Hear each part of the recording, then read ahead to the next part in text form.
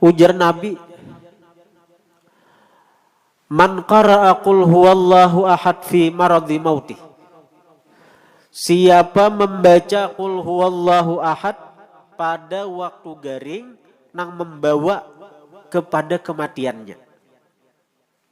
Berapa kali membaca? Mi'ata marratin, 100 kali.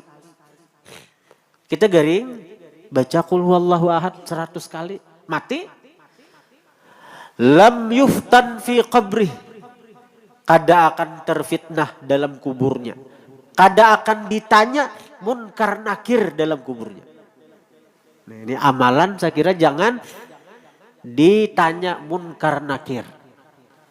Bila garing baca qul huwallahu ahad 100 kali. Mati. Pertama fadilatnya kada akan difitnah di kubur, maksudnya kada akan ditanya oleh munkar nakir. Munkar nakir itu fitnah yang besar yang akan kita temui ketika kita masuk kubur. Tapi bagi orang yang ketika sakit membaca qul huwallahu ahad 100 kali, mati, lapas munkar nakir. Wa amina min dhaghtatil qabri, dan dia aman daripada himpitan kubur. Aman dari himpitan kubur.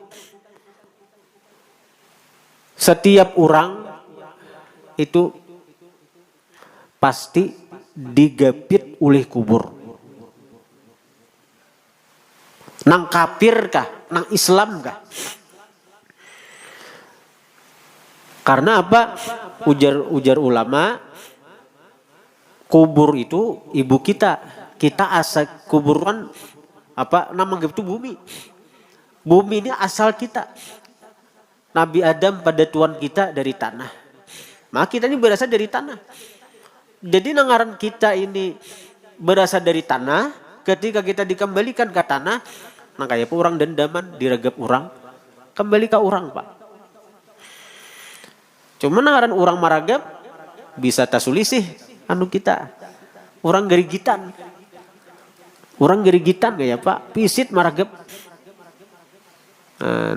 Pisit maragap. Jadi amun orang beriman, ragapnya ragap sayang. Tapi bila orang maksiat, apalagi orang kafir, ya nang tasulisih belikat tuh nang kanan tak ke kiri tak ke kanan.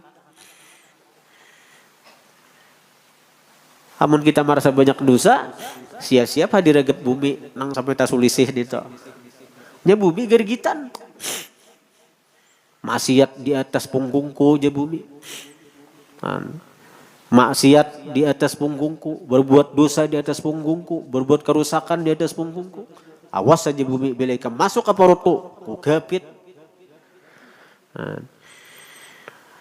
Tapi bila kita mengamalkan qul huwallahu ahad, ketika hendak mati, kita nih garing baca qul huwallahu 100 kali, aman daripada himpitan kubur. Wajawaza ala sirat ala akufil malaikah. Fadilat yang ketiga, wajawaza ala sirat, dan dia lewat atas sirat ala akufil malaikah, atas telapak malaikat, telapak nih atas telapak tangan malaikat nah bejijir. Maka ini tuh ada sirat itu apa aja, gambaran sirat itu apa? Lebih tajam daripada mata pedang, lebih halus daripada rambut. Itu gambaran sirat. Tapi kalau kita lewat di telapak tangan malaikat itu ganal-ganal orangnya. Jibril itu, saya contoh ganal malaikat tuh. Jibril itu bila maurak halarnya, sabuting halar aja di uraknya, tak tutupi bumi ini. Sabuting halar aja di uraknya. Maka Jibril besi 600 halar. Sabuting halar aja di urak Jibril, tak tutup bumi ini sudah. Ada nah halusnya, ada makhluk Allah namanya malaikat itu. Jadi kalau kita mengamalkan qul huwallahu ahad ketika garing mati, maka fadilat itu akan kita dapat. Pertama, lepas daripada munkar nakir. Yang kedua, lepas daripada himpitan kubur. Dan kita lewat siratal mustaqim atas telapak tangan malaikat. Nang ganal itu nah, nang ganal tuh orangnya. Jadi kada cagaran berbahaya. Nah di atas telapak tangan malaikat nah menyambuti kita. Tapi bila kita garing, baca qul huwallah tadi 100 kali. Bila sigar, kena biasa pulang. Bisa garing, baca qul huwallah. Sigar, nah kena biasa pulang hadang garing. Kalau misalnya sekali ini cukup enak ada. Punya bila garing, baca qul huwallah. Bila mati, dapat nang 3 tadi. Bila sigar, kena hadang garing biasa pulang. Hadirin hadirat yang dirahmati Allah. Nah itu fadilat qul huwallahu ahad. Nang jelas amalakan qul huwallahu ahad. Ujar guru, qul huwallahu ahad itu adalah suratul wilayah, surah kewalian. Surah kewalian. Artinya orang-orang nang ma'amalakan qul huwallahu ahad itu kada cagaran mati, melainkan dia digolongkan dalam golongan wali Allah, kekasih Allah.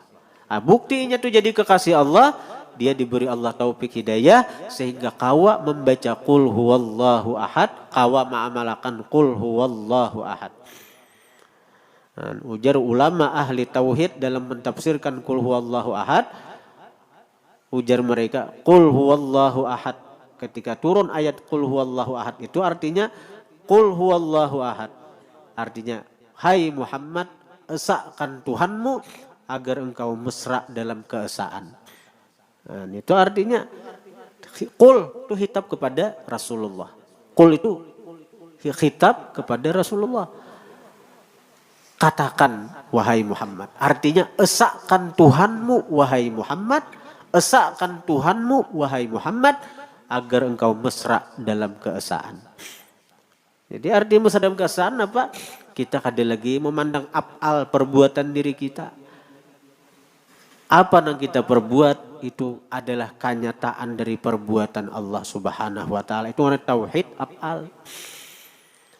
Kalau ada lagi tauhid sifat. Hilangkan sifat-sifat 7 itu. Sifat-sifat 7 apa? Kudrat, iradat, sama, basar, ilmu, hayat, kalam. Ketika kita bakahandak, bukan kita nang bakahandak, Allah nang mahandakakan. Ketika kita melihat, bukan kita nang melihat, Allah nang melihatakan. Ketika kita mendengar, bukan kita nang mendengar, tapi Allah nang mendengarkan. Itu orang yang mesra dalam tauhid sifat ngarannya. Namun kita tuhuk ma'amalakan qul huwallahu ahad, barangkali diberi Allah si mesra tadi, mesra dalam keesaan Tuhan. Dan itu pemberian Allah, pemberian Allah. Kayak kita nih ingin tauhid af'al gin syukur sudah. Kalau kita diberi Allah mesra dalam tauhid af'al, apa yang kita lihat itu nyata nampak perbuatan Tuhan. Nyaman hidup sudah. Buktinya kita kada akan maitirat orang, kita kada cagaran mahina orang, kita kada cagaran dendam lawan di orang, kita kada cagaran benci lawan orang.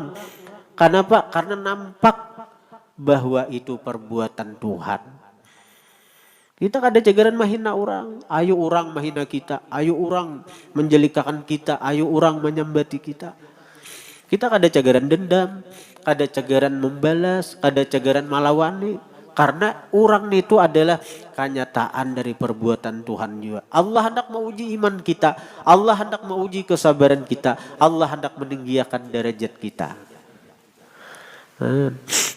Itu nyaman hidup di tauhid af'al itu aja nyaman. Kalau kita mesra dalam keesaan tadi. Artinya kita kalau mempraktikkan tauhid af'al tadi aja. Sin nyamanan hidup kita. Sin nyamanan hidup kita. Amun orang-orang wali itu nang masuk tauhid sifat, mereka kada bakahandak kecuali kehendak Allah.